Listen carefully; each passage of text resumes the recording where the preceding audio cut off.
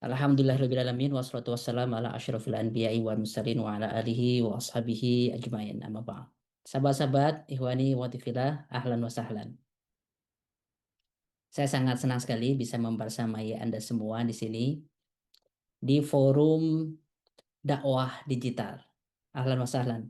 Ustadz-ustadz semua dari ujung Aceh sampai Papua, dari Mesir, Libya, sebagian juga ada yang dari Eropa. Welcome, ahlan wa sahlan. Saya senang sekali bisa membersamai ustadz-ustadz semua. Yang hadir di sini ini bukan orang-orang sembarangan. Yang hadir sekarang adalah tokoh-tokoh, para ustadz, para dai. Yang hadir di sini adalah orang-orang yang diharapkan akan menjadi penyuluh umat, orang-orang yang akan diharapkan untuk terus mengisi hati orang-orang di masjid, di ruang kosan, di kampus-kampus. Beberapa hari yang lalu saya ketemu dengan seorang pemuda, Bapak Ibu. Dia ini ingin nanya soal hilal, ingin nanya soal Idul Fitri gimana. Lalu ketika lagi ngobrol, gimana ya Idul Fitri ya? Karena kita kan lagi di Edinburgh ini di luar negeri, tidak ada informasi yang jelas ya tentang Idul Fitri. Maka mereka mencari-cari. Yang unik, ketika mereka ingin mencari informasi, langsung, spontan, mereka keluarkan handphone. Mereka keluarkan handphone, lalu mereka searching di internet, informasi tentang Idul Fitri dari sumber internet. Dan mereka lihat adalah iklan-iklan seperti YouTube ataupun berita seperti Detik. Dan yang menyampaikan itu bukan orang yang pakai kopiah, bukan orang yang punya ilmu agama. Yang menyampaikan adalah host, yang menyampaikan adalah seorang entertainer, yang menyampaikan adalah seorang pembawa berita yang kadang-kadang asal-asalan pakai sarung. Lu pengen tahu tentang Vicky ini, sini-sini gue kasih lihat. Itu viral sekali ketika kemarin Ramadan. Banyak sekali orang yang menyampaikan ilmu agama, tapi host sebuah acara.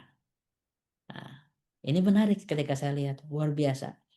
Ada shifting, ada perubahan di mana orang-orang sekarang mencari ilmu agama, ingin tahu tentang fikih, ingin tahu bahkan tentang akidah, tidak nanya syekh di masjid, tapi bertanya kepada para admin media sosial dan juga para influencer. Nah, inilah sahabat-sahabat yang sedang terjadi dalam kehidupan kita. Bahwa sekarang sedang terjadi shifting dakwah yang awalnya di masjid, di majelis taklim, di pesantren, menjadi dakwah ke ruang media sosial, ruang digital.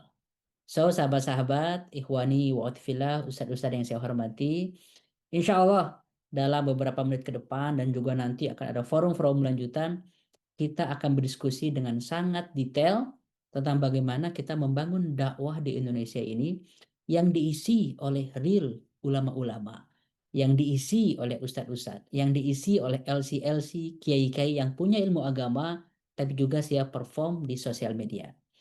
Insya Allah kita akan segera memulainya ya. Sebagai perkenalan, saya ingin membuka acara ini dengan ta'aruf dulu ya. Sebagian kawan-kawan tadi ada yang baru mengenal juga, belum pernah interaksi. Nama saya Muhammad Elfandi. Saya domisili sekarang di Edinburgh, di Skotlandia, dan sekarang masih jam 2, masih jam 2 siang. Bagi sobat-sobat yang di Indonesia Barat ini udah jam berapa? Jam 8 malam ya. Indonesia Timur ini udah jam 10 malam.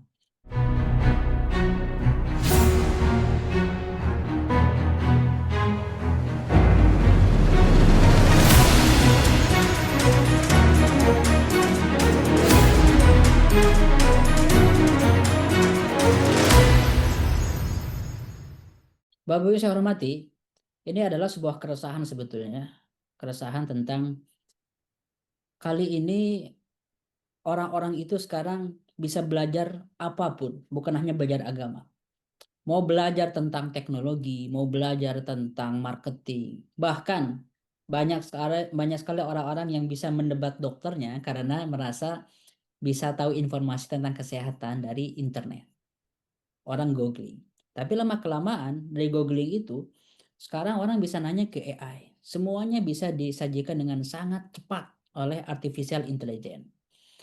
Orang-orang sekarang tidak lagi ngantri untuk mendengarkan ceramah subuh, nanti dicap, distempel oleh ustadz, nanti dikirimkan ke sekolah ketika pesantren kilat itu. Karena sekarang orang bisa mendapatkan konten reels melalui Instagram, melalui YouTube, di-save, di-share. Bahkan sekarang yang lebih luar biasanya lagi, ada fenomena orang-orang itu mendengarkan ceramah-ceramah YouTube yang panjang 1 jam, 2 jam, rekaman dari masjid, dari kajian, dipotong-potong, difahami, dan itu menjadi bahan debat untuk berargumen, untuk berantem, untuk merasa benar sendiri, untuk membid'ahkan, bahkan kadang-kadang bisa menyesatkan hanya bermodalkan konten-konten yang sepotong-sepotong gitu. Padahal saya paham, ustadz-ustadz semua, para kiai, para ulama itu belajar bertahun-tahun. Di Al-Azhar itu 4 tahun kita belajar. Saya kuliah di Al-Azhar di urusan dakwah. Ada orang yang kuliah di Madinah sampai doktor, di Sudan, di pesantren dari mulai SD sampai SMA-nya. Itu serius belajar agama. Tapi sekarang yang didengarkan bukan sobat-sobat, bukan ustadz-ustadz. Yang didengarkan itu adalah influencer-influencer bermodal tampang yang ganteng atau yang menarik, cantik, yang engagementnya bagus, yang kameranya jernih, yang punya tim produksi yang bagus. Mereka didengar. Ustadz-ustadz, para kiai, alhamdulillah tetap ikhlas berdakwah, tapi tidak berdampak. Kenapa? Karena tidak lagi didengar, sahabat. Tapi dari sini saya jadi berpikir bahwa ya memang itu sebuah tantangan. Cuman tantangan ini bisa dijawab tantangan ini kalau kita dari sekarang mempersiapkan.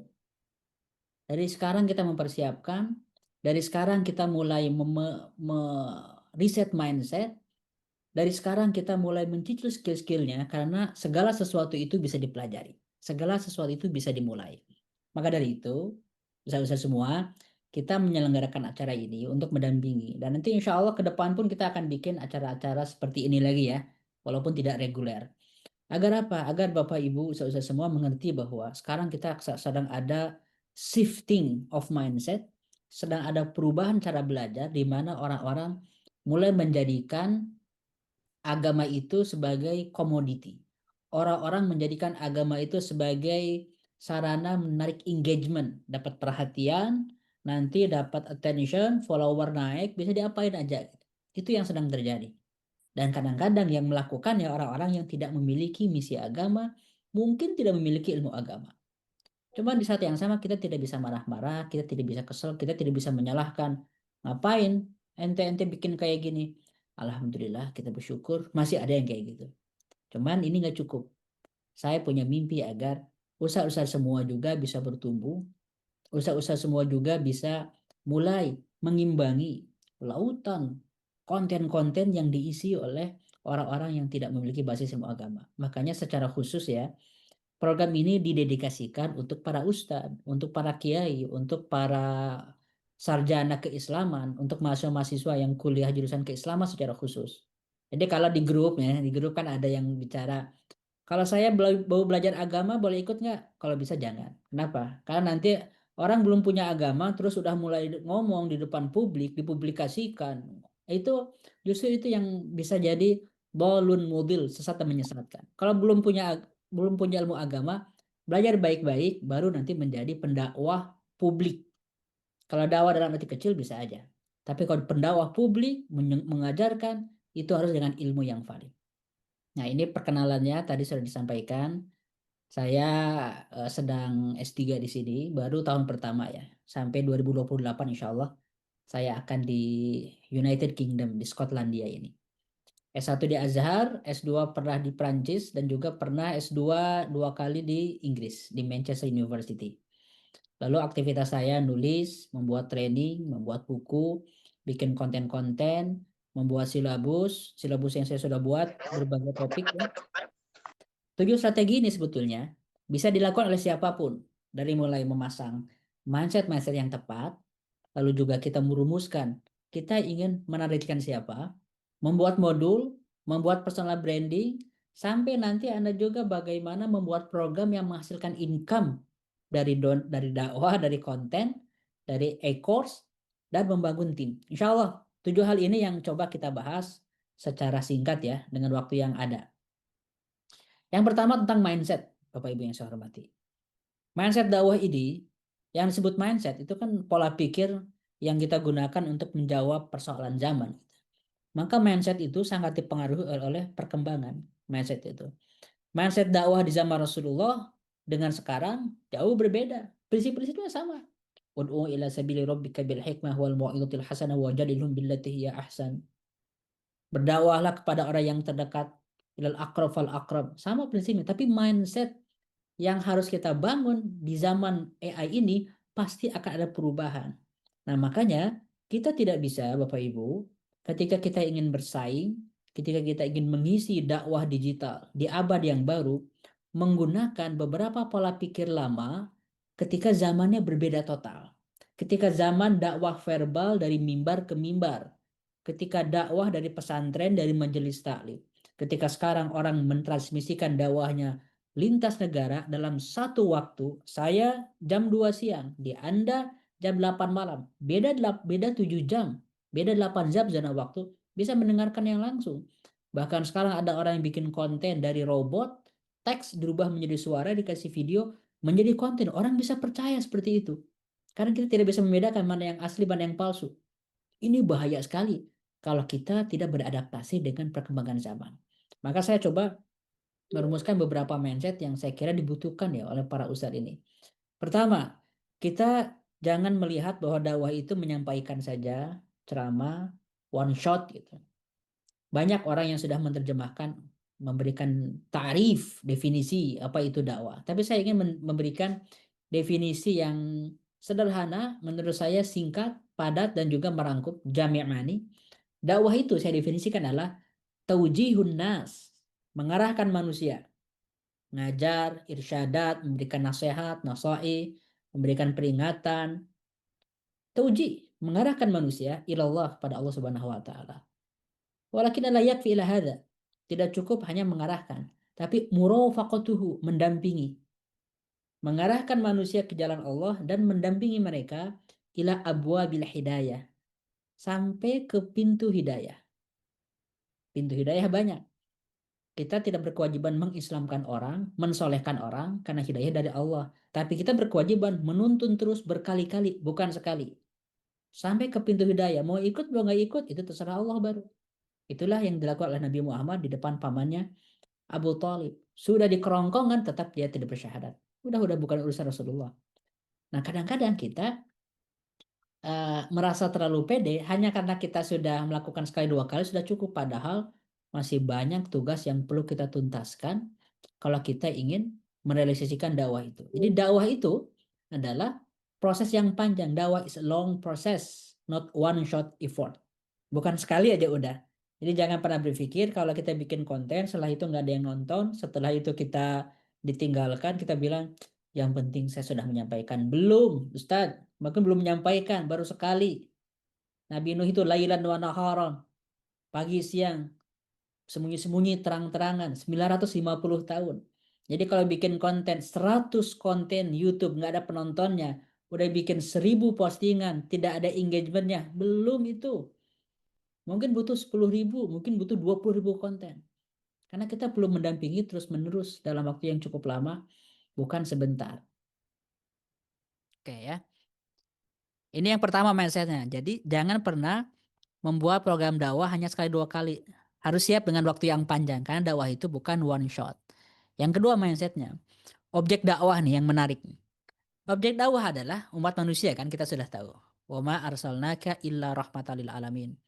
Kita harus menjangkau seluruh umat manusia. Humanity. Itu jangkauan kita.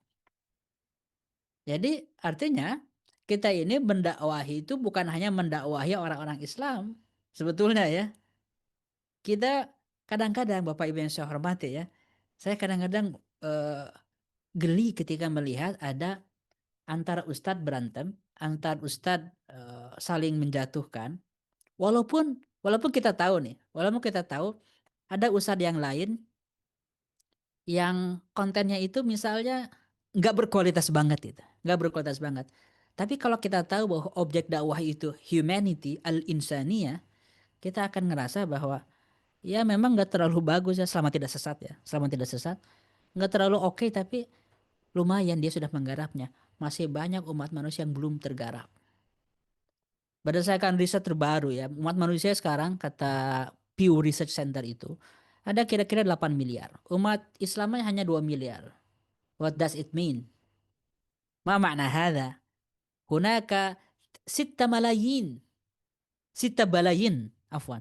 6 balayin. Ada 6 miliar umat manusia yang tidak menyembah Allah, tidak salat, tidak bersyahadat, dan mereka tidak mengenal siapa itu Nabi Muhammad, apa itu Quran, apa itu rukun Islam. Mereka tidak mengenal. Nah, itu tuh garap tuh.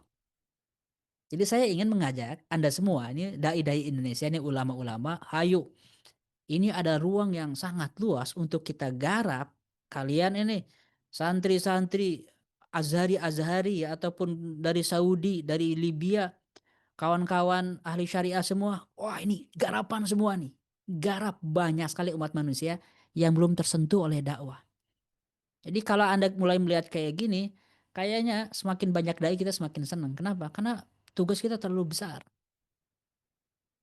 Sekarang kita coba jangan dulu lihat umat manusia yang banyak gitu. Indonesia aja 280 juta gitu.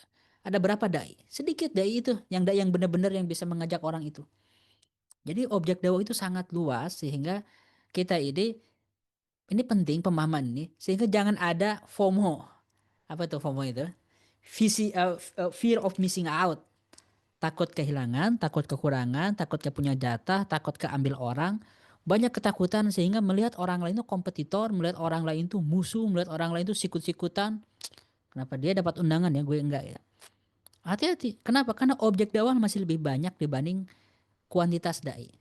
Di Edinburgh ini ada masjid agung yang bagus. Saya ngajar juga di sini, ngajar tafsir bagi anak-anak remajanya. Di sini di luar masjid itu dipasanglah beberapa poster. Sederhana sekali. Sederhana sekali.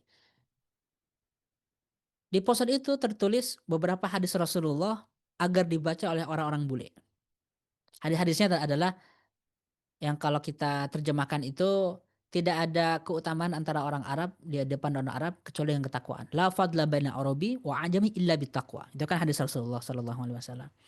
Itu disampaikan untuk menjelaskan bahwa hati-hati loh, jangan rasis, kita tuh muslim umat yang tidak rasis.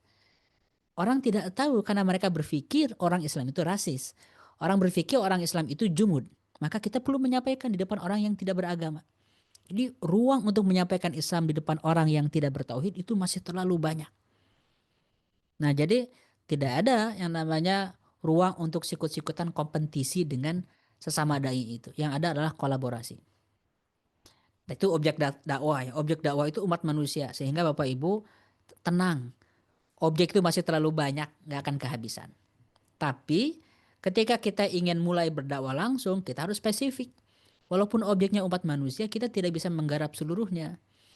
Kaidah sederhananya adalah kalau semuanya menjadi segmen Anda, berarti Anda tidak punya segmen. Kalau semuanya digarap, berarti Anda tidak menggarap siapapun. Kalau ada sebuah produk yang bisa dipakai untuk seluruh usia, berarti nggak spesifik. Nggak akan ada yang tertarget. Maka ketika kita memilih target dakwah kita, itu ada caranya. Ada caranya, ada langkahnya yang insya Allah nanti akan saya berikan dengan lebih detail dalam forum-forum lain. Ada caranya gimana menentukan segmen dakwah. Apakah segmen dakwah Anda adalah anak-anak muda yang sedang galau, yang ingin ketenangan hati, ingin disentuh perasaan resahnya, nanti akan berpengaruh kepada konten-konten yang Anda sampaikan, dalil yang disampaikannya. Bukan menyampaikan Islam setengah enggak, tapi menyampaikan Islam sesuai dengan ala qadri uqulihim. Khatibun nasa bima ya'rifun. Khatibun nasa bima ya'lamun, kata Rasulullah. Aturiduna antukadzaballahu wa rasulah. Apakah kalian ingin Allah dan Rasul didustakan? Kata Rasulullah. Karena kamu menyampaikan Islam ke orang yang nggak tepat, konten yang nggak tepat. Kalau Rasulullah ditanya oleh anak muda, apa afdalul amal? Jawabannya, berbakti pada ibumu. Kalau Rasulullah ditanya oleh orang yang ini bermasalah nih salatnya, apa afdalul amal? Salat tepat waktu, udah itu.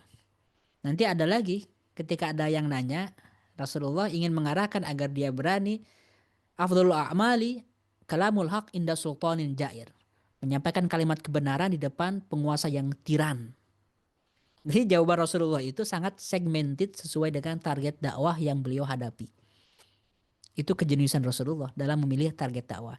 Nah kita, Bapak yang saya hormati, kadang-kadang kita ini punya mindset yang keliru, nganggapnya saya ingin dakwah ke siapapun aja. Betul, objek seluruh manusia itu dakwah, objek dakwah kita. Tapi ketika kita mulai fokus dalam berdakwah sehari-hari, bertahun-tahun, kita perlu fokus menarget objek dakwah tertentu. Mau yang mana? Ibu-ibu, bapak-bapak, orang-orang tua, anak-anak muda, anak-anak remaja.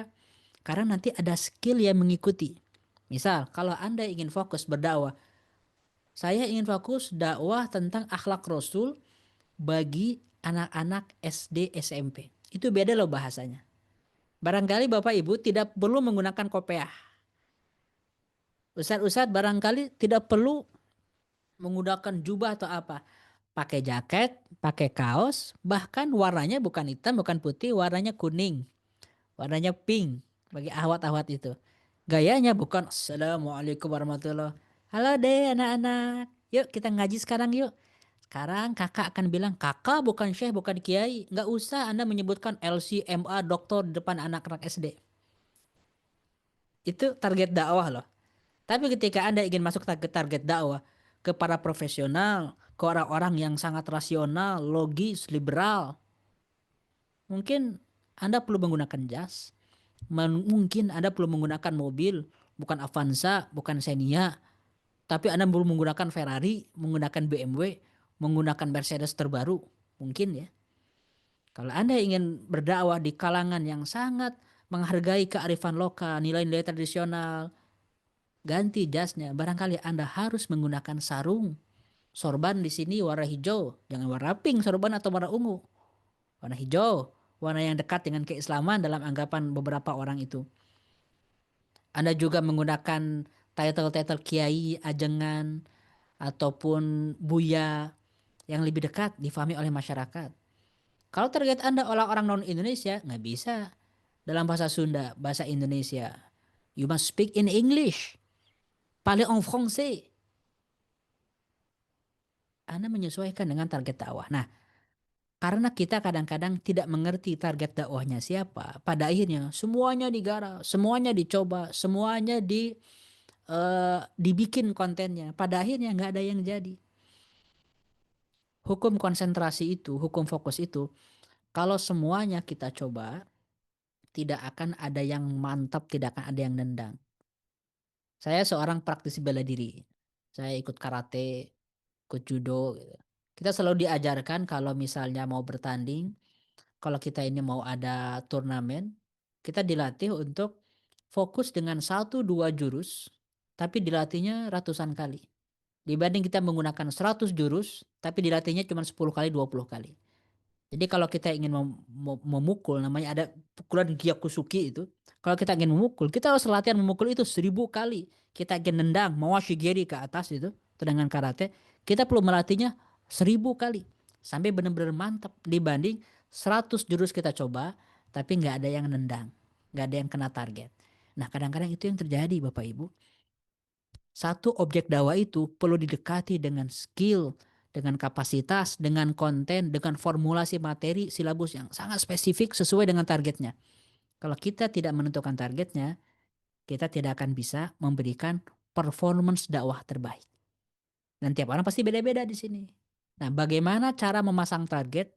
Bagaimana cara kita menentukan target masing-masing yang sesuai dengan karakter? One day nanti akan saya bahas dalam pertemuan yang lebih detail. Mindset ketiga nih, tentang niat proses hasil. Nah ini yang paling sering nih. Ah udahlah ribet-ribet amat. Kan kita diperintahkan oleh Allah itu ikhlas lillahi ta'ala, udah hasilnya terserah Allah gitu kan. Ketika saya mendengarkan ustadz, kiai, pendakwah yang mengucapkan hal ini, luar biasa saya itu greget, greget ingin bilang tidak sadar ya bahwa apa yang kita sampaikan itu sebuah amanah. Apalagi kalau Anda menggunakan mimbar Rasul. Kalau ustadz ustazah menggunakan mimbar Rasul itu artinya orang dilarang bicara di hari Jumat. karena wajib mendengarkan antum, wajib mendengarkan ustadz, dilarang bicara, tidak berpahala salat Jumatnya. Lalu kita ketika ngomong bicara salat Jumat, orang langsung berdoa Bismika Allahumma ahya wa amut. Bismika Allahumma ahya. Yang penting kan niat saya udah baik. Terserah hasilnya, terserah Allah Subhanahu wa taala. Tapi kita tidak menjalani prosesnya dengan maksimal. Jadi niat hasil aja. Padahal niat, proses, hasil itu tidak satu paket, tidak selalu linear. Kalau niatnya bagus, belum tentu prosesnya bagus, belum tentu hasilnya bagus. Kalau niatnya bagus, prosesnya bagus, bisa jadi hasilnya nggak bagus. Terserah Allah itu. Tapi yang jelas, niat, proses, hasil itu perlu dimaksimalkan satu-satu. Jadi tidak cukup hanya bermodal niat. Karena niat itu ada sunatullahnya. Bagaimana cara ikhlas, ada caranya. Proses pun ada caranya, ada sunatullahnya dan berbeda. Orang yang ikhlas bisa jadi jelek performernya. Ironinya kadang-kadang Ustaz-Ustaz, kalau kita ke dokter, kita tidak mau. Ada yang mau nggak? Anda harus dioperasi ya, saluran kandung kemihnya atau misalnya operasi jantung. Pak, saya akan coba operasi Bapak ya. Bapak ini bermasalah jantungnya. Tapi ya saya coba aja semampu saya. Hasilnya terserah Allah ya. Pokoknya saya akan coba aja bedah sekarang. Nggak diperiksa dulu dok. Nggak ada observasi dulu. Nggak ada cek darah dulu. Ya saya akan coba aja semampu saya gitu. Nggak usah pakai kayak gitu-gitu. Anda mau nggak gitu? Kalau ke dokter gitu. Kita bikin jembatan. Ketika kita bikin bangunan 10 lantai. Saya akan bikin bangunan ya. Lillahi ta'ala. Saya ikhlas bikin bangunan ini untuk dakwah. Nanti hasilnya ambruk nggak ambruk ya terserah Allah itu ya hasilnya. Nggak ada yang mau kayak gitu. Pasti kalau kita bikin 10 lantai bangunan, kita kalkulasi. Kita pelajari landscape tanahnya. Kita pelajari konstruksi, bikin blueprintnya. Kita cari arsitek terbaik. Bikin fondasi yang kokoh. Lantai satu udah berhasil, udah bener lantai satunya. Baru naik lantai dua. Baru naik lantai lima. Baru naik lantai delapan. Terus naik dengan sistematis. Nggak ada yang asal-asalan. Cuman kadang-kadang ketika kita berdakwah, ceramah, ngajar, bikin sekolah, sering menggunakan tambal sulam, sering menggunakan uji coba asal-asalan tanpa ikhtiar yang maksimal. Lalu kita bilang, saya sudah ikhlas, niat untuk Allah, hasil terserah Allah. Padahal di tengah-tengah antara niat sampai hasil itu ada proses yang bolong, tidak ada segmentasi yang tepat. Kita tidak berlatih retorika, public speaking, cara membuka acara yang baik kayak gimana. Assalamualaikum warahmatullahi wabarakatuh. Pada hari ini saya akan menyampaikan kayak gitu. Atau ada storytelling yang bagus, ada shocking fact, ada intonasi, ada retorika yang harus kita kuasai. Bikin PowerPoint asal-asalan, PowerPoint-nya berantakan, fontnya tipe-tipe, lalu juga hurufnya tidak terbaca, suaranya tidak jernih, vokalnya tidak jelas. Gimana orang mau percaya? Bikin konten misalnya isinya membosankan, tidak ada subtitlenya, gambarnya juga kurang bagus, tulisannya berantakan, posternya kurang menarik. Bikin acara, acaranya itu misalnya tidak jelas waktunya, terus juga orang-orang juga tidak tahu informasinya dengan clear. Ketika kita bikin eventnya itu posternya juga tidak terpasang dengan baik. Jadi banyak sekali hasil itu sebetulnya bukan karena Allah memberikan hasil yang buruk, tapi karena proses kita memastikan hasilnya pasti buruk. Nah yang seperti itu, kalau saya sih mikir ke diri sendiri, apakah itu tidak akan dihisab Ustaz? Apakah itu tidak akan dihisab? Orang tidak percaya dengan narasi dakwah kita bukan karena orang itu ahli maksiat, bukan karena orang itu tidak mau nurut, bukan karena orang itu tidak siap diajak soleh, tapi karena konten kita unqualified, tidak ada kualifikasinya, tidak berkualitas. So, berarti perlu ada effort yang besar untuk meningkatkan kualitas dakwah kita sebagaimana dokter yang harus berlatih membedah, sebagaimana pelukis yang harus berlatih terus menggunakan kanvasnya, sebagaimana ahli informatika yang harus berlatih terus bagaimana membuat coding dan juga programming, sebagaimana seorang ahli panah yang harus berlatih terus membidik, seorang dai yang bergerak di tengah masyarakat harus berlatih terus membuat strategi, program, event, membangun tim, sampai membuat produksi video yang berkualitas. Nah itu ya, ini dari mindset. Dari mindset ini baru kita akan melangkah, karena kita tidak mungkin melangkah kalau mindsetnya tidak tepat. Mindset yang keempat, perubahan lanskap sosial menciptakan tantangan dan peluang baru bagi dakwah, yang selalu membutuhkan strategi baru dan strategi yang berbeda. Maka kalau misalnya dulu orang menggunakan syair, ketika orang itu bersyair, Abdullah bin Rawaha berdiri, semuanya diam. Ketika Hasan bin Sabit itu, "Kum ya Hasan." Hasan bin Sabit berdiri untuk mengungkapkan syairnya tentang dakwah, semuanya diam. Semuanya mendengarkan, semuanya siap menyimak, dan semuanya menghafal, menarasikan lagi, menyampaikan lagi. Kalau sekarang, mungkin kekuatannya bukan syair. Mungkin kekuatannya adalah konten yang hooknya bagus 3 detik pertama. Mungkin sekarang adalah konten yang judulnya itu sangat clickbait. Ini adalah strategi baru, rule baru yang pasti berbeda juga dengan zaman dulu. Sayangnya, Bapak Ibu yang saya hormati, Ustadz-Ustadz, kita perlu mengakui, karena saya berani ngomong kayak gini, karena saya seorang Azhari yang kuliah di kampus Islam, jurusan syariah kan, jurusan keislaman ini. Kita perlu mengakui bahwa mau Anda di pesantren, mau di Azhar, mau di Saudi ya, mau di Ummul Qura, mau Anda di berbagai kampus Islam, memang kita tidak dibekali tentang strategi-strategi untuk survive di depan dunia digital yang sangat buas ini. Kita tidak dibekali. Kita dibekali turas, betul. Kita dibekali akhlak, kita dibekali wawasan Quran, sakofah. Kita dibekali dengan ilmu tafsir, hadis, mustalah hadis. Kita dibekali dengan nahwu, balaghah. Tapi kita tidak dibekali dengan strategi pemetaan dakwah. Kita tidak dibekali bagaimana tahapan membangun tim. Kita tidak dibekali tentang bagaimana membuat konten yang berkualitas, yang sangat profesional, yang editingnya itu bagus. Kita tidak dibekali. Dan itu memang bukan sebuah aib ya. Ya memang fokusnya bukan di situ. Ketika Anda kuliah jurusan tafsir atau jurusan misalnya syariah, Anda milih. Kalau di Azhar itu milih. Mau Maliki, Hanafi, Syafi'i, Hanbali. Anda milih gitu. Tapi kan Anda tidak fokus mempelajari digital media sosial, enggak kan? Kan memang bukan itu fokusnya. Jadi bukan aib ya kita tidak belajar itu. Cuman menjadi aib kalau kita berhenti belajar. Kan kita yakin dengan arahan Rasulullah SAW untuk belajar dari lahir sampai meninggal, kita harus belajar terus minal mahdi ilal lahdi. Kan kita sudah diajari tentang talabul ilmi faridotun. Kan kita sudah diajari tentang iqra bismi rabbikal ladzi khalaq. Tapi kalau kita lulus dari kampus Islam, jadi LC, MA, doktor, jadi kiai, jadi ajangan, berhenti mempelajari hal-hal yang baru, kita zolim kepada umat, Ustaz. Kita zolim. Karena kalau Ustadz tidak menggunakan strategi yang baru, orang lain, influencer-influencer yang tidak ada isinya, tidak ada ilmu agamanya, mereka yang menguasai ilmu ini, mereka yang didengar.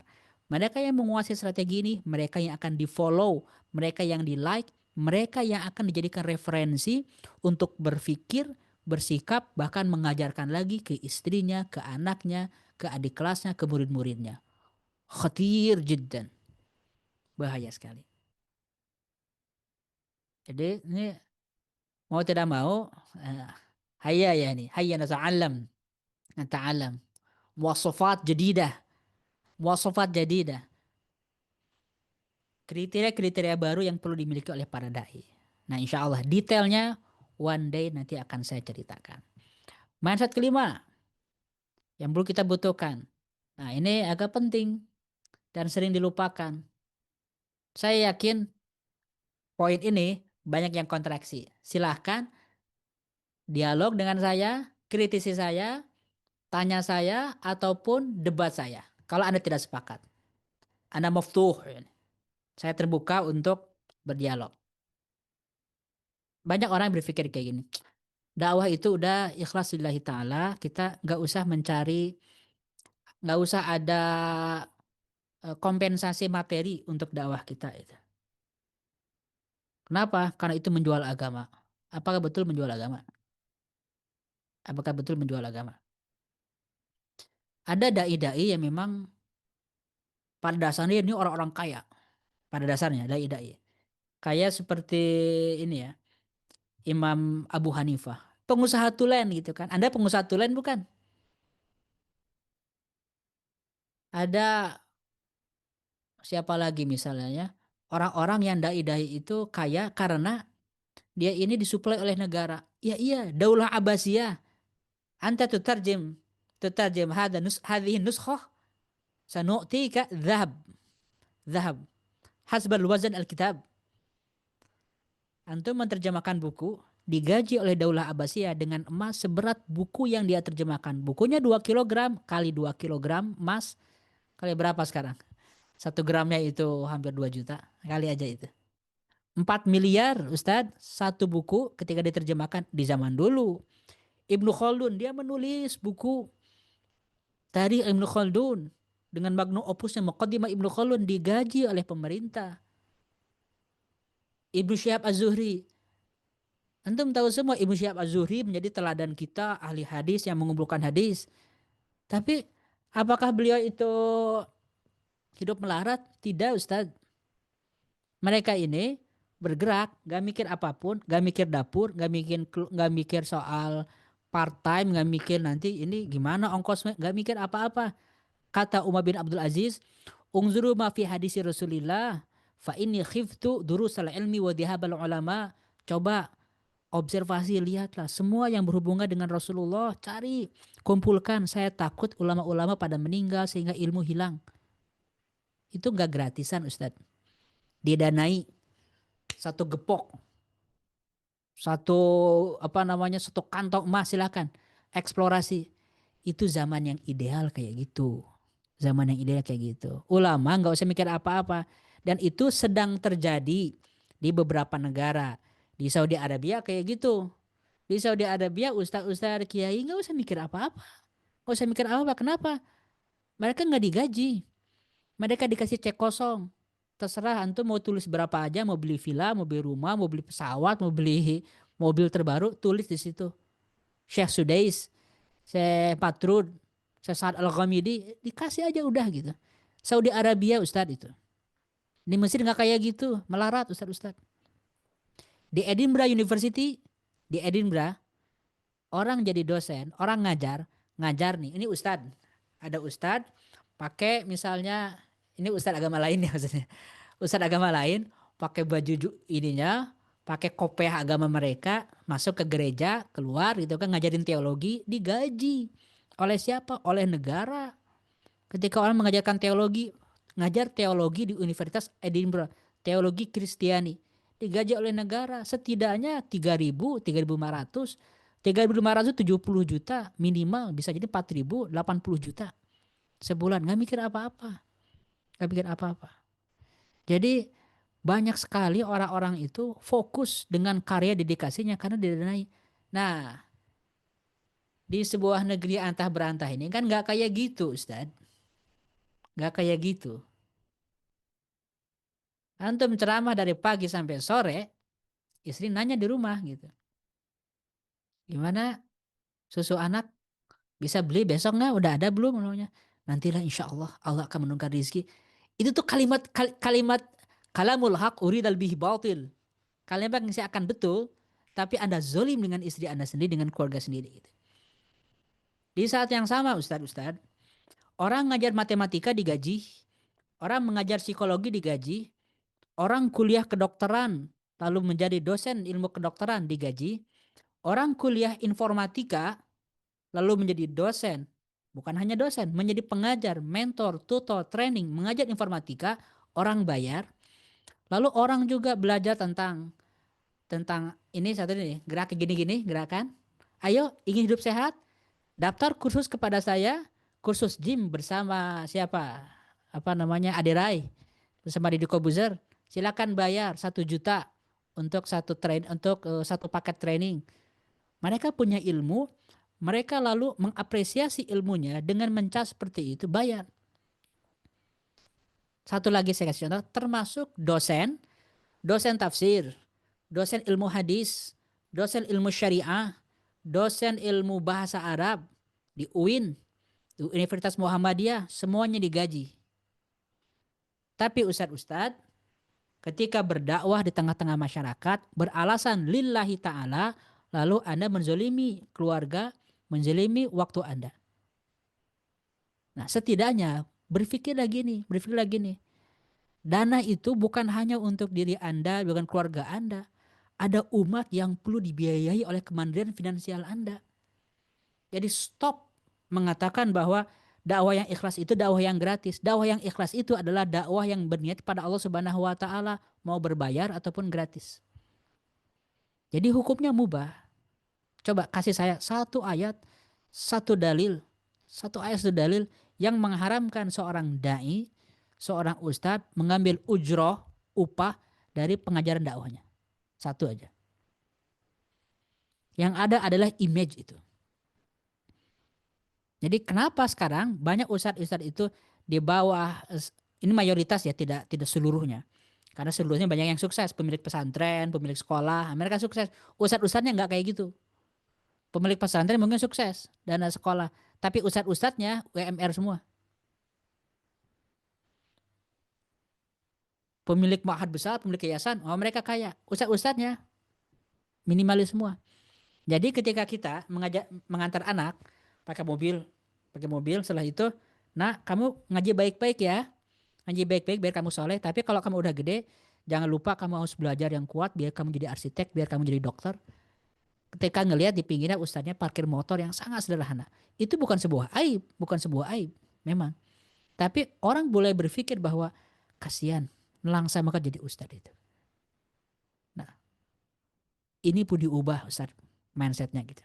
Jadi para ustadz itu sekarang itu bukan lagi milih, kalau mau ambil-ambil, kalau enggak. Menurut saya ustadz-ustadz itu harus kaya, harus kaya. Kenapa? Ini bukan hanya untuk Anda sendiri. Ada banyak program yang perlu Anda danai. Ada banyak tim yang perlu Anda gaji.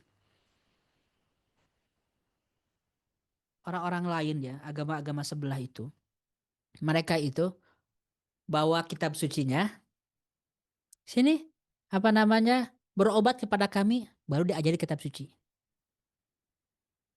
Kalian butuh apa? Sembakonya dikasih sembako, kasih bantuan, kasih donasi, kasih pelayanan, baru diajari kitab suci. Nah, itulah yang kita butuhkan. Yang kita butuhkan itu ustadz itu ngasih. Ustadz itu bisa mendanai dakwahnya. Ustadz itu bisa membiayai sekolahnya, tidak meminta-minta donasi, tidak meminta-minta sumbangan ke berbagai pihak. Ayo minta apalagi ketika sangat sangat masif di pinggir jalan. Ayo ini infak sodako untuk kebangkitan untuk agama Islam. Memalukan agama itu. Jadi ustadz-ustadz harusnya secara profesional bisa menghasilkan finansial melalui proses dakwahnya yang lillahi ta'ala, yang uangnya dipakai untuk sirkulasi program dakwah berkelanjutan. Jadi uangnya itu dipakai lagi untuk membiayai tim, untuk bayar editor, untuk membeli website, untuk membeli hosting, membeli kamera. Kamera itu ini mikrofon seperti ini harganya 4 juta. Kamera yang kita pakai untuk rekaman, untuk zoom, bukan kamera laptop. Kamera yang kalau dikalkulasi seluruhnya bisa 20 juta. Lampunya kalau kita beli yang bagus bisa 4 juta. Dikalkulasi seluruh studio itu bisa 40 juta, 50 juta. Kalau rusak beli lagi. Mau minta sumbangan itu, Anda perlu mendanai dakwah Anda sendiri. Karena banyak orang yang perlu dibagi, itulah seorang dai. Jadi sebetulnya kalau menurut saya bukan pilihan. Jadi kalau ada orang bilang kayak gini, saya ingin hidup qanaah saja. Qanaah itu bukan miskin, hanya hidup sederhana aja. Nabi Muhammad, saya punya kajian sirah nabawiyah 100 sesi lebih. Nanti saya bisa share ke Anda. Nabi Muhammad hartanya luas sekali, tapi hidupnya sederhana. Nabi Muhammad mendapatkan 1/5. 1/5. Jadi kalau Ghanimah itu dapat 100 miliar, Nabi Muhammad mendapatkan 20 miliar income dari program perjuangan dakwahnya. Apakah antum ada yang mengatakan Rasulullah nggak ikhlas? Perbedaannya ada 20 miliar yang didapatkan oleh Rasulullah. Kalau dapat 100 miliar itu nggak dipakai untuk membeli kuda terbaik untuk jalan-jalan, bukan. Untuk program dakwah lagi. Nah itu yang perlu dijadikan mindset oleh para da'i. Jangan khawatir. Jangan takut image orang buruk gitu. Justru orang lain tuh mengeruk finansial umat ini untuk hal-hal yang tidak etis.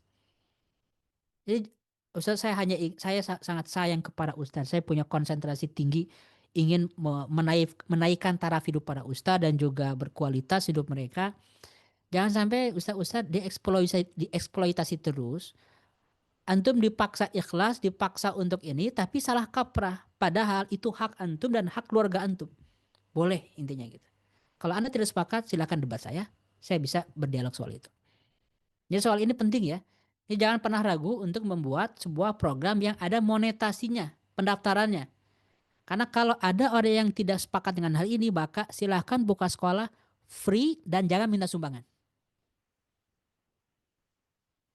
Bisa nggak kayak gitu? Bisa. Kalau Anda pengusaha kaya, punya bisnis yang lain, dan Anda juga berdakwah, dibiayai dakwahnya oleh bisnis, itu bagus. Itu paling ideal kayak gitu. Itu ideal. Tapi kan saya paham juga, tidak semua ustadz itu pengusaha. Tidak semua ustadz itu punya skill untuk menghasilkan uang 100 juta per bulan untuk membiayai dakwahnya. Kalau Anda full time, pagi, siang, sore, malam, Senin sampai Senin lagi, bikin kajian, silabus, mengajar, ya udah Anda perlu mencari uang dari situ. Lillahi ta'alanya di situ. Baik gitu ya. Usaha-usaha semua. Ini mindset kelima. Mindset keenam sekarang. Skill set dai digital ini tidak general, tidak template, tapi harus selalu disesuaikan dengan segmen, bisnis modelnya, dan strategi jangka panjang. One day, insya Allah, saya akan mengajarkan ini semua. Bagaimana membuat segmen, bagaimana apa namanya bisa membuat konten, bagaimana juga bisa membuat strategi jangka panjang. Kita akan pelajari itu seluruhnya. Jadi usaha-usaha semua ketika ingin membangun skill itu harus disesuaikan dengan target market dakwahnya gitu. Disesuaikan. Karena kalau nggak seperti itu, kadang-kadang skill yang kita bangun itu tidak sesuai dengan target marketnya. Apakah Anda butuh bahasa Arab saja? Barangkali Anda butuh bahasa Jawa. Barangkali Ustadz butuh bahasa Bugis. Barangkali Anda butuh bahasa Sunda level tinggi untuk masuk ke pelosok. Barangkali Anda butuh cara berpakaian tertentu. Nah, skill-skill ini ditentukan oleh segmen market kita dan juga strategi jangka panjang. Nah, ini makanya harus dibikin. Jadi ketika ada dakwah, tidak dengan modal niat ikhlas lillahi ta'ala terjun aja ceramah. Nggak hanya seperti itu. Kita perlu jemput bola, bikin strategi jangka panjang. Orang yang sudah kita ceramahi 1.000 orang, kita follow up. Gimana cara follow upnya? Apakah di grouping dalam WhatsApp group? Apakah kita bikin list building? Apakah kita bikin email yang kita kirimi setiap 2 hari sekali? Siapa yang akan mengirimnya? Apa kontennya? Itu perlu direncanakan. Jadi nggak asal-asalan. Orang lain membuat itu loh. Mereka ingin jual tisu kayak gitu. Mereka ingin jual steak kayak gitu. Mereka ingin jual bangku, lemari kayak gitu. Mereka ingin jual mobil kayak gitu. Mereka ingin menjual judi online kayak gitu. Pasti semua ustadz-ustadz ini pernah mendapatkan SMS. Ayo kak, judol nih slot kayak gitu. Ada tawaran-tawaran kayak gitu. Dari mana mereka mendapatkan nomor handphone kita? Sampai segitunya gitu. Nah, kita kalau ini berdakwah, kita bukan nunggu undangan, nunggu ini, tapi kita bikin perencanaan. Kita yang dalam tanda kutip agresif, ekspansif, mencari orang untuk mengajarkan kebaikan. Itulah yang dilakukan oleh Rasulullah. Aktif bukan nunggu. Ayo ada yang nunggu undang ceramah, mau enggak, bukan kayak gitu. Kita mengejar gitu. Nah, itu butuh strategi. Ya insya Allah strategi-strategi ini akan saya berikan. Ala kulli hal, ini semua baru satu strategi ya. Semua yang saya sampaikan tadi baru satu strategi namanya mindset. Jadi mindset itu perlu diubah dulu. Karena kalau mindsetnya tidak diubah, kita tidak akan siap bergerak. Kita tidak akan mau melangkah. Nah, saya lihat di beberapa komen aja ini udah ada resistensi atau apa. Bagus kayak gini. Tapi setidaknya ini bisa menjadi stimulus mau bergerak atau enggak kayak gini. Di negeri ini harus pintar cari duit sendiri, harus semangat cari duit. Negara harus memberikan gaji. Ya itu idealnya betul gitu. Idealnya negara menggaji, gajinya gede, sehingga para ustadz fokus riset, bikin konten yang berkualitas, menyebarkan. Tapi dalam hidup itu kita hanya bisa mengontrol apa yang ada di tangan kita. Diri kita, sikap kita, langkah kita. Kita tidak bisa mengontrol negara. Bisa sih mengontrol negara dengan memilih pemimpin yang tepat, dengan memilih wakil yang tepat, bisa. Tapi kan itu jangka panjang dan belum tentu juga berhasil. Jadi yang paling mungkin kita lakukan adalah kita beradaptasi, bukan nungguin pemerintah, nungguin pihak lain nyumbang ataupun mengasihani kita. Maka para ustadz untuk harus giat mencari ikhtiar itu. Saya akan ringkas aja ya. Ini ada 6 strategi lagi. Karena waktunya sangat pendek, ini hanya pengenalan aja. Membuat peta dakwah digital. Para ustadz perlu nanti dibekali tentang bagaimana Anda menentukan segmen dakwah, membuat peta dakwah yang sesuai dengan profil Anda.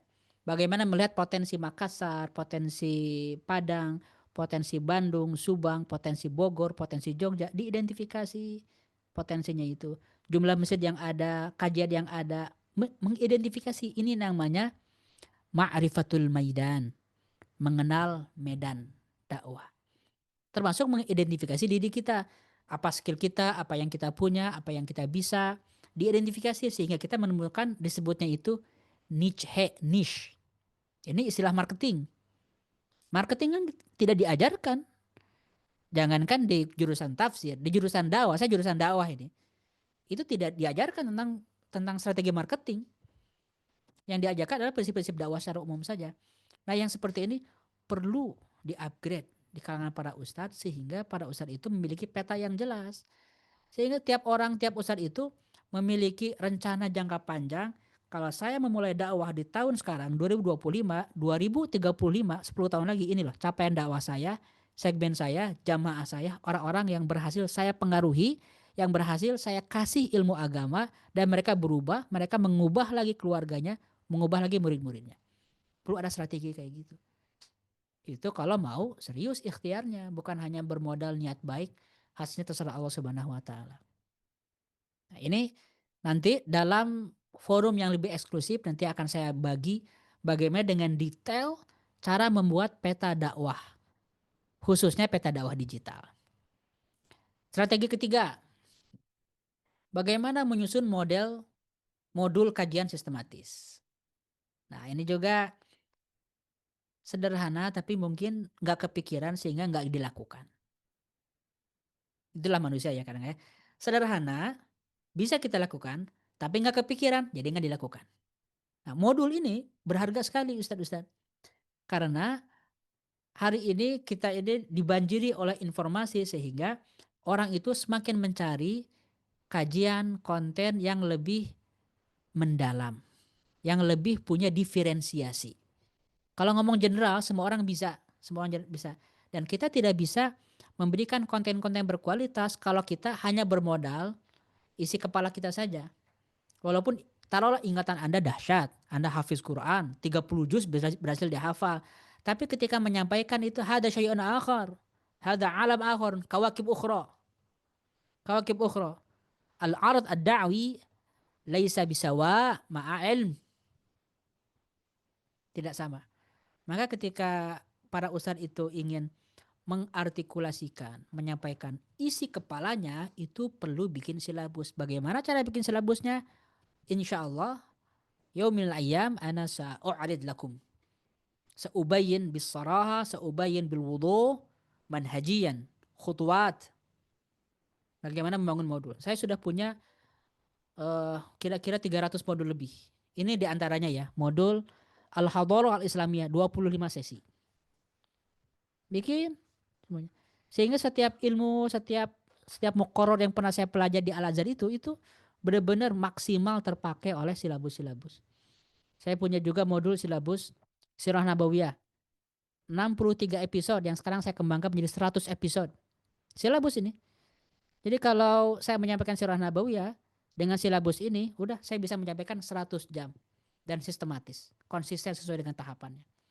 Tapi kalau misalnya tanpa silabus, coba ngomong tentang Sirah Nabawiyah. Lagi ngomong tentang Rasulullah tumbuh sebagai pengembala, ngomong tentang akhlak, ngomong lagi tentang hijrah. Lagi bicara tentang Rasulullah Isra Mi'raj, nanti bicara tentang bagaimana perang Badar. Nggak sistematis. Nah, dengan silabus itu kita sistematis. Bikinlah silabus tafsir, tafsir maudhu'i, kisah Yusuf, kisah Zulkarnain, kisah Ashabul Kahfi. Sistematis. Ini loh, modul memahami A sampai Z mazhab Syafi'i, mazhab Hanbali. Ini loh modul untuk memahami fikih fikih wudu A sampai Z. Bagaimana membasuh tangan menurut mazhab A, B, C, D. Bagaimana takbiratul ihram menurut 4 mazhab, bahkan 9 mazhab. Bikin modulnya. Ilmunya sudah ada, tapi tinggal di repackaging. Bagaimana membuat repackaging, membuat modul, one day insya Allah saya akan berbagi kepada ustadz semua soal ini. Sejauh ini saya baru membuat 300 modul, tapi rencananya harusnya sampai 1000 ya dalam beberapa tahun ke depan. Modul ya.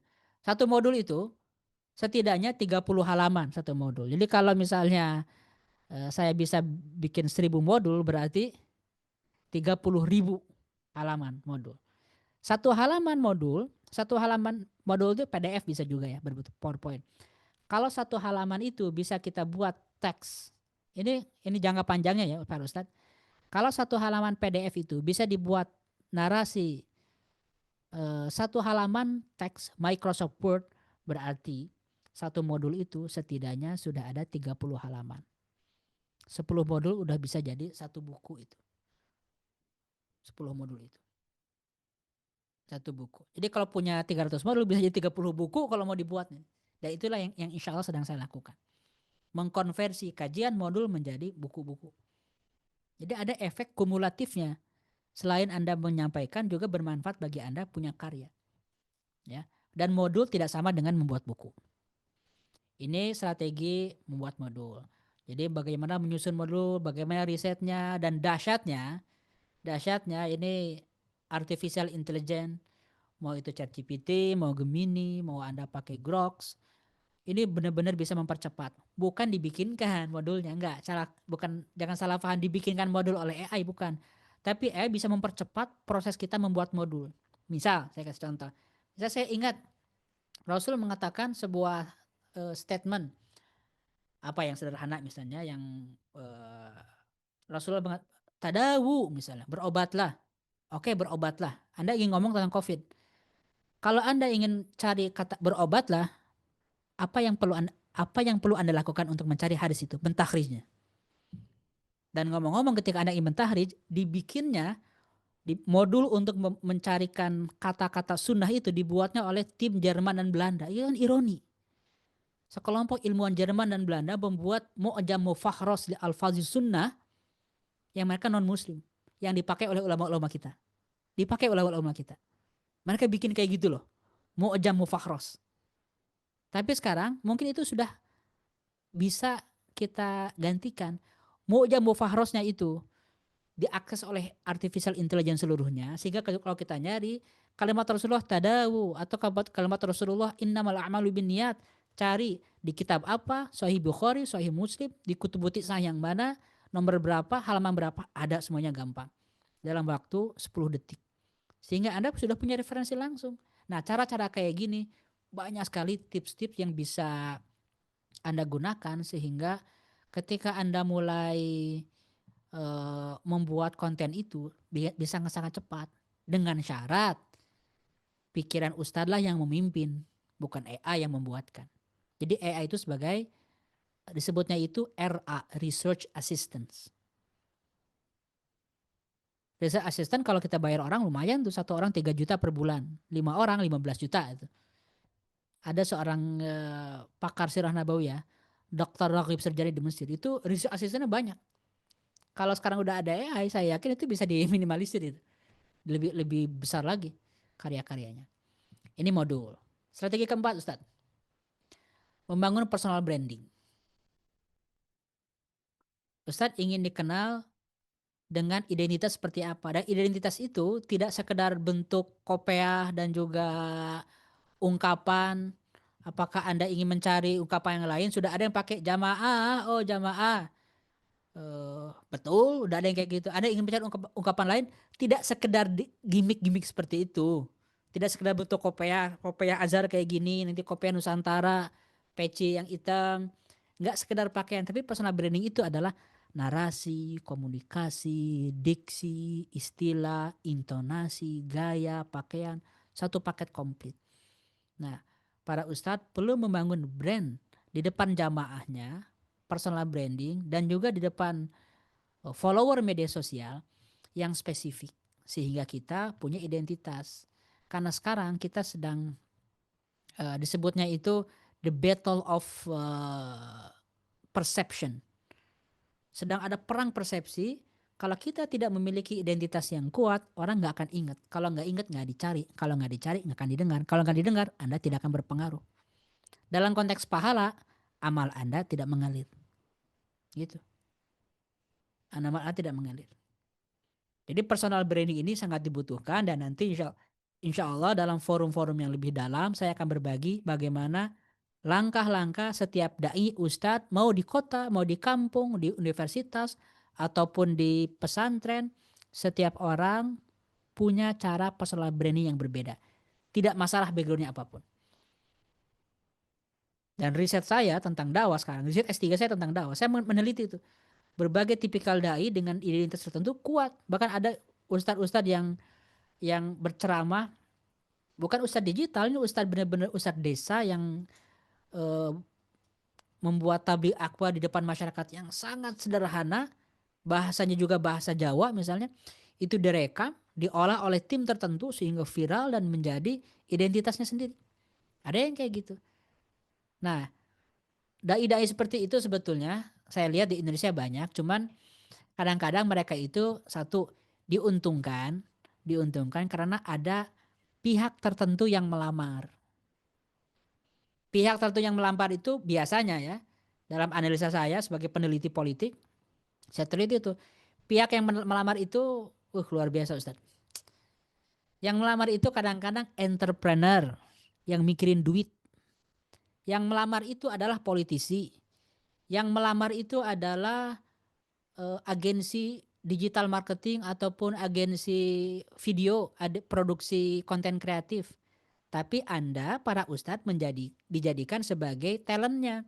Anda para ustadz dijadikan sebagai apa istilahnya ya? Bahasa halusnya itu. Nggak enak bahasanya. Tapi beneran itu. Jadi usaha-usaha itu dijadikan sebagai talentnya, sebagai aktrisnya. Ayo antum terbiasa. Bahkan kadang-kadang diatur. Ayo antum harus ngomong ini, ngomong ini. Karena uangnya dikasih oleh agen, oleh ini. Ustaznya nggak tahu apa-apa, ceramah aja direkam. Yang dapat untungnya, YouTube-nya mereka semua. Saya juga pernah dapat cerita dari seorang ustadz terkenal di Indonesia, dari Pekanbaru, guru saya, mentor saya, dan beliau bilang, apa namanya, hati-hati dengan orang kayak gitu. Banyak orang yang ingin mendekat, dan mereka menjadikan kita sebagai talent aja, sebagai badut. Hati-hati dengan orang yang kayak gitu. Nggak ada niat dakwah sama sekali.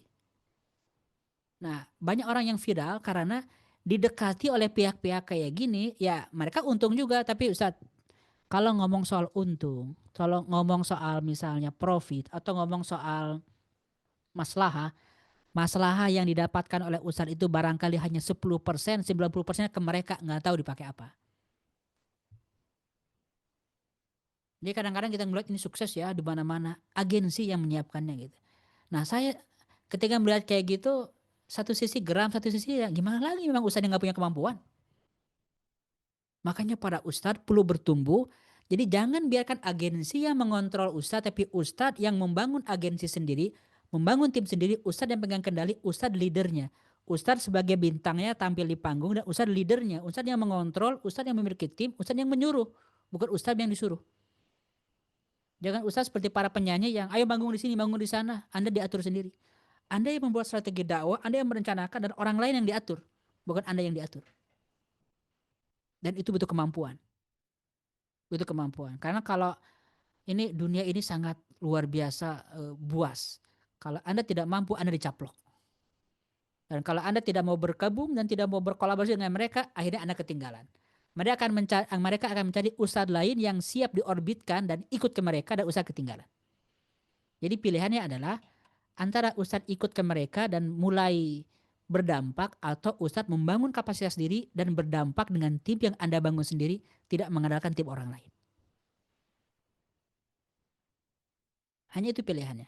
Pilihan ketiganya, nggak pakai tim sendiri, nggak pakai agensi, ya udah nggak pakai apa-apa, ya udah aja dakwah. Lalu Anda akan mengatakan, yang penting segini aja saya cukup, ikhlas lillahi ta'ala, ya silahkan. Kadang-kadang banyak orang yang overconfidence dengan amal-amalnya, merasa dapat rahmat Allah di akhirat dengan amal yang minimalis. Kalau saya nggak mau kayak gitu. Mindset kelima, tentang produksi konten dan produk digital. Nah, insya Allah ini pun perlu dijalani strategi kelima. Saya akan berbagi dalam forum eksklusifnya bagaimana para ustadz bisa bikin produksi, bikin konten-kontennya, bikin videonya, nggak harus pakai kamera yang canggih. Kadang handphone pun, kalau handphone yang harganya 2 juta, 3 juta, sekarang kameranya sudah 1080 megapiksel. Sudah bagus itu. Apalagi sebagian kamera di bawah 3 juta sudah ada yang 4K. 4K itu artinya 3000 ke atas pikselnya. 3840 itu udah berkualitas. Kalau ditonton di YouTube gambarnya nggak akan pecah. Kalau ditayangkan di layar yang gede ataupun di infocus di proyektor yang besar, gambarnya masih jernih. Hanya dengan handphone. Mikrofon yang mahal-mahal ada yang 7 juta, 10 juta, tapi mikrofon yang 500 ribu juga banyak sekarang. Dengan kualitas yang menyaingi sekarang. Ini keuntungan semua. Jadi nggak ada alasan untuk tidak produktif. Tapi caranya ada tahapannya. Insya Allah saya akan berbagi bagaimana para ustadz bisa membuat konten-konten ini. Jadi dari mulai proses silabus dibuat konten. Konten Anda syuting dengan mikrofon yang berkualitas, dengan editing yang bagus, nanti dibuatkan websitenya. Dan website nggak asal-asalan. Bikin website yang berkualitas yang bagus. Ini beberapa contoh produk kami. Kajian Sirah Nabawiyah.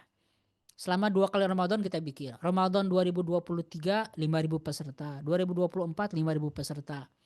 Setiap tahun kita bikin Ramadan. Pesertanya ribuan ya. Bikin websitenya, orang bisa daftar, ada yang free, ada yang berbayar. Program-program saya lebih banyak yang free, tapi yang berbayar juga ada. Orang bisa ikut, orang bisa scroll seperti melihat media sosial, tinggal klik, kan enak. Nah ini namanya membuat konten dan membuat produksi. Ini contoh produk yang lain namanya Elite Circle. Beberapa anak muda di sini juga para peserta Elite Circle sudah 2.200 orang di 24 negara sekarang yang ikut training saya ini. Dan orang bayar Ustaz. Mereka ikut training saya bayar 500 ribu, ada yang 700 ribu, dengan buku ada yang bayar 800 ribu. Mereka bayar, nggak ada paksaan, mau ikut-ikut nggak gitu. Untuk apa mereka bayar? Untuk beli server, website, untuk tim editor, untuk videographer, untuk tim MC-MC-nya, moderatornya. Tidak gratisan Ustadz. Orang-orang yang membantu saya bayar itu. Karena mereka juga menghabiskan waktunya. Kalaupun nggak dibayar, volunteer dibayar dengan ilmu kita. Kita menghabiskan puluhan jam untuk mendidik mereka. Tapi bukan hanya ilmu, kita kasih kompensasi uang. Makanya sangat zolim ketika dai terus memberikan program-program yang free, lalu dia mengeksploitasi santrinya, lalu dia mengeksploitasi murid-muridnya, lalu dia mengeksploitasi guru-guru yang digaji dengan pas-pasan. Zolim sekali. Padahal memberikan registrasi itu, menarik registrasi itu sesuatu yang mubah. Yang mubahnya nggak diambil, tapi kezolimannya kita sebarkan dengan hak-hak yang tidak kita tunaikan. Nah itu perlu jadi perhatian. Tapi pada akhirnya terserah para ustadz ya. Itu pilihan. Yang jelas tujuan saya ingin para ustadz itu bukan soal komersialisasinya. Tapi Anda berdaya bisa bikin konten mau free mau berbayar tapi berkualitas dan layak dikonsumsi publik profesional. Isinya itu.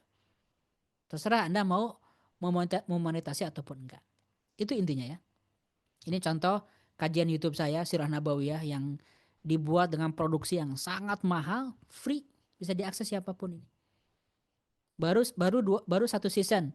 Totalnya 6 season, totalnya kira-kira 100 episode, mungkin 120 jaman totalnya itu. Ini insya Allah akan menjadi kajian Sirah Nabawiyah terlengkap dalam bahasa Indonesia, insya Allah.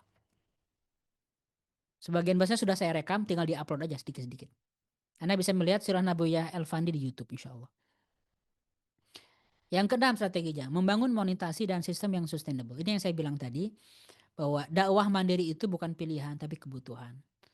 Kalau para ustadz tidak mandiri, maka pilihannya adalah Anda akan bergantung pada donasi.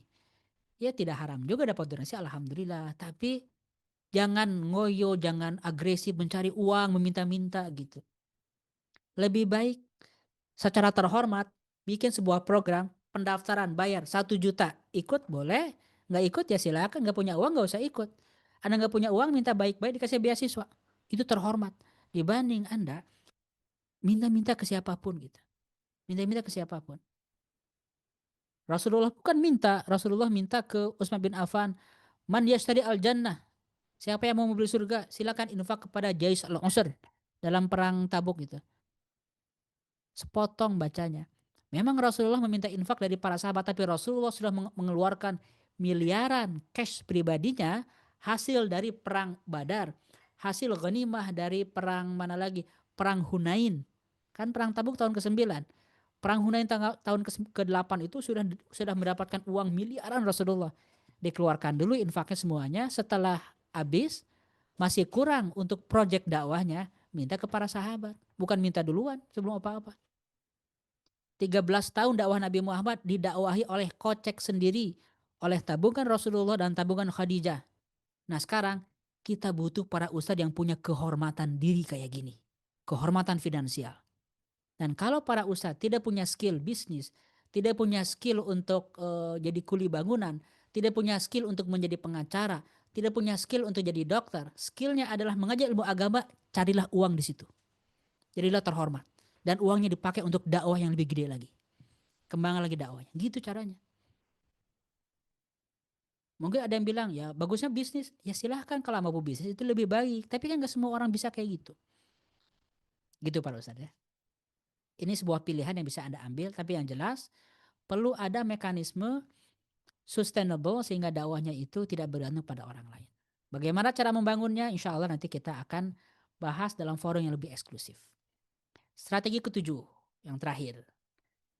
Ini vital juga karena kita tidak bisa sendirian.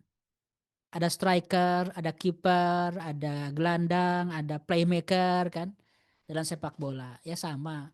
Para ustadz itu adalah bintang. Anda semua adalah para bintang. Makanya di sini saya harapkan yang ikut forum ini hanyalah para ustadz dai yang memang punya ilmu agama. Yang punya ilmu agama. Karena Anda adalah para bintang. Nah, para bintang ini butuh tim di belakang layar yang membuat acara, website, poster, yang membuat video, bikin caption yang bagus. Kalau captionnya jelek orang nggak ikut loh. Yang membuat grup WA, yang memaintain grup WA, yang mereminder, yang membuat settingan YouTube, Instagramnya, atau Zoomnya. Kita perlu membangun ekosistem ini, dan ekosistem inilah pada akhirnya yang akan menjadi tim inti Anda ke depan, dididik sebagai murid, sebagai menti, sebagai anak buah, sebagai tim, sebagai karyawan. Itu dididik dan mereka inilah yang ditumbuhkan menjadi dai-dai baru sekaligus sebagai tim. Bagaimana cara membangunnya? Bagaimana membangun tim volunteer dan tim profesional? Itu beda. Saya punya volunteer minimal 70 orang dalam satu proyek.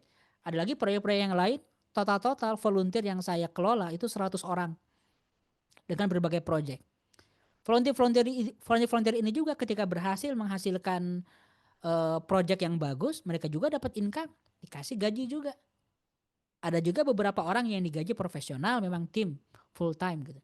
Nah para ustadz perlu membangunnya juga, membangunnya agar mandiri, terhormat, tidak mengandalkan. Bukan berarti nggak boleh minta donasi, boleh-boleh aja sekali-kali. Ada orang yang sangat kaya, misalnya sangat berlebih uangnya dan punya minat dakwah, ya nggak ada salahnya tawarkan proyek ini untuk kalau ingin bantu. Tapi jangan benar-benar memelas gitu lah ke umat, ke publik, ayo donasi gitu kan. Anda terhormat menghasilkan uang melalui program-program dakwahnya.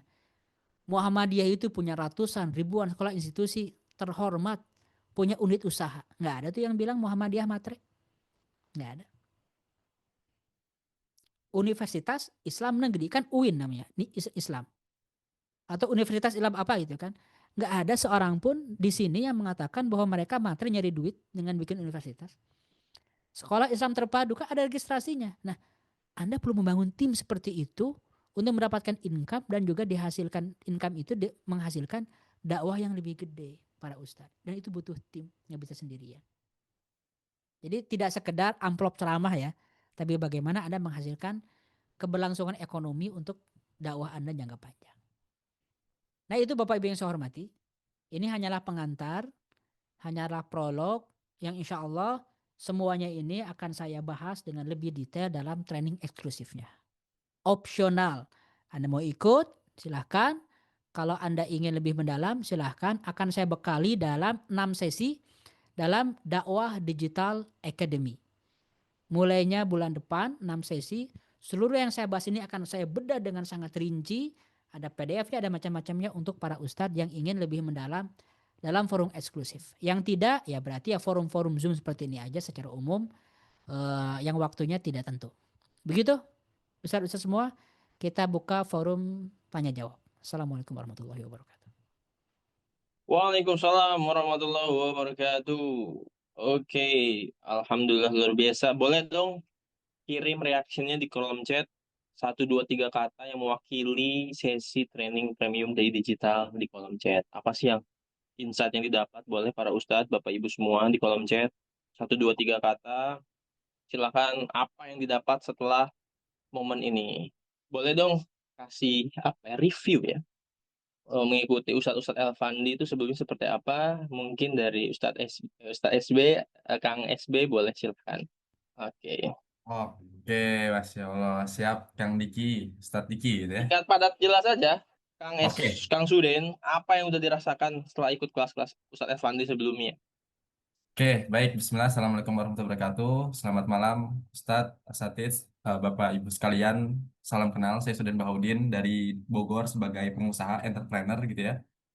Jadi saya di sini ingin sharing sedikit gitu ya mengenai apa yang sudah saya dapatkan gitu ya terkait dengan mengikuti proses belajar dengan Ustadz Elfandi, dengan Kang Diki dan lain sebagainya, baik di Elite Circle dan lain sebagainya yang ada kaitannya dengan Ustadz Elfandi gitu ya. Jadi yang pertama adalah saya bersyukur banget Bapak Ibu sekalian para Ustadz gitu ya. Saya sangat bersyukur ketika bisa mendapatkan wadah yang sangat mahal dan terdapat di sekitar kita. Itu yang pertama. Lalu yang kedua, melihat daripada kapasitas intelektualitasnya Ustadz Elfandi dan lain sebagainya, kita tidak bisa meragukan lagi. Ditambah lagi terkait dengan materi-materinya gitu ya. Tadi sekilas gitu ya, materi review atau singkat aja itu sangat dalam, sangat daging. Bagaimana ketika itu diperdalam lagi gitu ya. Penyampaiannya sistematis, komprehensif, dan lain sebagainya. Dan yang saya ikuti ketika mendengarkan Sirah Nabawiyah dari Ustadz Elfandi itu ya, saya jadi tercerahkan bahwasannya Nabi Muhammad SAW itu adalah manusia gitu, manusia yang bisa kita tiru gitu ya, bukan yang bukan yang malaikat yang nggak bisa kita tiru gitu. Ternyata mentalitasnya beliau, kapasitasnya beliau dan lain sebagainya itu bisa kita tiru kalau kita mengupayakan semaksimal mungkin dan lain sebagainya. Jadi fresh banget gitu ya, insight-insight dan juga materi yang disampaikan oleh Ustadz L, Fandi gitu atau Kang L gitu ya. Biasa kami memanggilnya kayak gitu. Itu luar biasa banget. Jadi Bapak Ibu sekalian para Ustadz gitu ya. Kalau Rasul mengajarkan bahwasannya kita itu harus belajar dari lahir hingga liang lahat itu benar adanya. Jadi siapapun kita, berapapun usia kita, apapun profesi kita wajib harus kudu mas gitu ya. Untuk terus senantiasa mengupgrade diri, belajar serta memilih lingkungan yang tepat untuk mengupgrade individu tiap diri kita masing-masing. Jadi saya sangat merekomendasikan Bapak Ibu sekalian para ustadz untuk bisa join gitu ya di acara eksklusif gitu ya yang akan diisi dan juga disampaikan oleh materi penarasumber yang luar biasa kita gitu ya, Ustadz Elfandi. Jadi seperti itu Kang Diki. Jadi saya sangat bersyukur dan jazakallah khair Ustadz Elfandi gitu ya atas insight ilmu yang sudah antum berikan gitu ya kepada kami semua. Sekian dari saya. Assalamualaikum warahmatullahi wabarakatuh. Waalaikumsalam, luar biasa. Nah, Bapak Ibu semua, gimana caranya mengikuti dakwah digital academy ini? Nah, tadi saya udah kirim nomor WA admin muda. Jadi boleh silahkan WA admin muda bahwa siap mengikuti workshop eksklusif dakwah digital academy, transformasi strategi dakwah Anda agar lebih berdampak dan menjangkau wujudan umat. Jadi 6 sesi ini kita akan merubah cara mindset dan cara Bapak Ibu semua untuk berdakwah agar tetap relevan, profesional, dan beradab di era digital. Dan kebetulan hari ini ada spesial sekali early bird dan banyak bonusnya. Apa sih yang akan didapatkan di dakwah digital academy? Bayangkan tadi aja baru pengantar ya. Begitu banyak Bapak Ibu semua yang tercerahkan. Apa yang akan didapat? Intinya gini, kenapa? Nanti kita akan belajar dari nol ya Bapak Ibu semua. Panduan langkah demi langkah, tanpa butuh skill teknologi tingkat tinggi. Terus modul dakwah terstruktur, sehingga nanti akan bisa dipahami oleh audiens. Lalu tadi sudah disebut juga personal branding Islami, monetisasi syariah friendly, sehingga kita tidak akan merasa bersalah ketika apapun yang kita ingin coba buat, sajikan untuk umat, insya Allah akan friendly syariah ya. akan ada komunitas dan mentoring dari tim kita, tim Muda Community, dan kita akan belajar juga skill produksi konten. Tadi ada yang nanya juga ya di kolom chat perihal Ahwat. Nah, nanti akan banyak cara tipe untuk strategi dakwah digital academy. Syaratnya adalah muslimah tentunya ya, minimal usia 20 tahun, memiliki ilmu keislaman, dibuktikan dengan pendidikan formal di jurusan relevan. Diutamakan mahasiswa atau alumni kampus Timur Tengah atau Libya.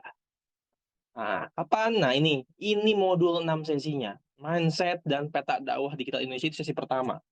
Bayangkan, ini menurut saya penting sekali sehingga kita tidak bisa menyebutkan bahwa saya ceramah untuk semua umat. Bisa, boleh, cuma nggak mungkin gitu. Karena kita perlu mensegmentasi sesuai kemampuan kita. Nah, kita akan belajar di sesi pertama. Sesi kedua, merumuskan strategi dakwah yang tepat segmen. Nah, ini target kita siapa? Gen Z, milenial, Gen X, baby boomer, di kota besar, kota kecil, pesantren, alumni Timur Tengah, jadi itu banyak sekali.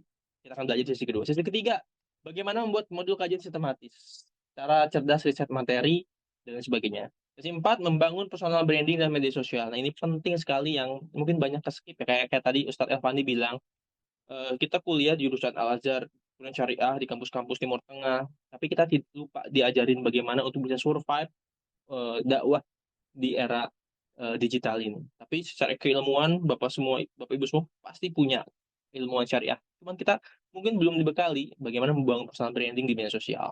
Lalu langkah produksi konten dan produksi digital, dan yang terakhir tadi, membangun tim dakwah yang profesional. Jadi Bapak Ibu semua sebagai bintangnya, perlu kita punya tim 3, 4, 5 orang di sekelilingnya untuk bisa membuat dakwah kita semakin relevan dan itu menghasilkan ya tadi, sehingga kita bisa mendanai proyek dakwah kita sendiri.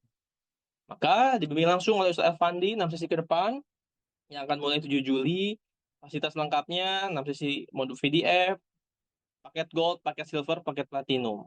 Gimana caranya? Tadi saya udah kirim di kolom chat. Boleh silakan WA admin bahwa Bapak Ibu semua siap, sehingga nanti admin tinggal akan memberikan linknya, link Muda.id dakwah digitalnya. Oke ya, Bapak Ibu semua ya, paham ya? Saya udah kirim link WA admin Muda, sehingga silahkan ambil WA untuk mengikuti dakwah digital academy ini. Dan yang mengikuti malam hari ini, nggak hanya dapat 6 sesi, tapi kita akan kasih bonus sesi Sirah Nabawiyahnya Ustadz Elvandi. Nah, ini. Bapak Ibu semua, tadi Ustadz Elvandi pernah bilang bahwa Ustadz Elvandi punya 12 sesi Sirah Nabawiyah yang salah satu paling lengkap di Indonesia. Jadi dalam 6 sesi ke depan, insya Allah Ustadz Elvandi akan membuat kajian Sirah terlengkap di Indonesia. Nah, ini adalah 12 sesinya. Khusus yang mengikuti dakwah digital malam ini, ngechat admin, kita akan memberikan free 12 sesi. Kalau beli itu sekitar 299.000 ya, sekitar setahun yang lalu. Nah, sekarang kita akan berikan free bonus bagi Bapak Ibu semua yang mengikuti dakwah digital academy, daftar ke admin, linknya nanti akan diberikan oleh admin malam hari ini. Maka luar biasa ini bonusnya ya, Bapak Ibu semua akan dapat kajian Sirah Nabawiyah, salah satu kajian Sirah terlengkap terpanjang di Indonesia, insya Allah dalam 3 tahun 4 tahun ke depan. Dan juga akan dapat sesi Quran serial peradaban, di mana di dalamnya itu ada kajian dari Ustadz Abdul Somad, Saiful Bahri, Ustadz Iwan Gunawan, dan Ustadz Engkos. Nah, ini kita akan kasih juga bonus untuk yang bisa mengikuti dakwah digital academy. Pastinya ini bukan main-main sih, investasi yang sangat luar biasa. Kenapa? Karena kapan lagi Bapak Ibu semua mendapatkan bonus tadi, serial peradaban dari 10 ulama Al-Azhar dan 12 sesi kajian Sirah Nabawiyah. Jika dikonversikan, keduanya itu sekitar 850.000 ya. Nah, berapa sih Bapak Ustadz, Kang, dakwah digital academy ini? Nah, dakwah digital academy ini, bayangkan Bapak Ibu semua, normalnya itu kalau yang pakai platinum 800, untuk khusus malam ini 700.000 aja. Bapak Ibu akan dibimbing oleh kita dalam 6 sesi dan bonus-bonus yang tadi, hingga kurang lebih berarti satu sesinya sekitar 100.000 ya, 100 ribuan. Dan itu menurut saya sangat worth it. Sekali kita makan aja kurang lebih 50.000, 100.000 ya. Tapi sekarang insya Allah dengan ilmu yang melimpah ini, kita akan membimbing Bapak Ibu semua untuk belajar menjadi seorang dai digital yang relevan dan siap membuat karya-karya sesuai keahlian Bapak Ibu semua, ilmuwan syariah. Ada yang di kampus Timur Tengah, ada yang di Libya, ada kampus-kampus Islam Indonesia lainnya. Caranya gimana? Caranya chat admin muda sekarang sudah saya kirim di kolom chat. Silakan, khusus malam ini kita akan kasih bonus serial Sirah Nabawiyah 12 sesi dan juga kajian serial peradaban dari 10 ulama Al-Azhar khusus malam ini. Kalau nggak malam ini berarti ya hanya dapat 6 sesi aja, itu udah luar biasa. Lagi malam ini dapat Sirah Nabawiyah plus serial peradaban. Ada pertanyaan dulu Bapak Ibu semua?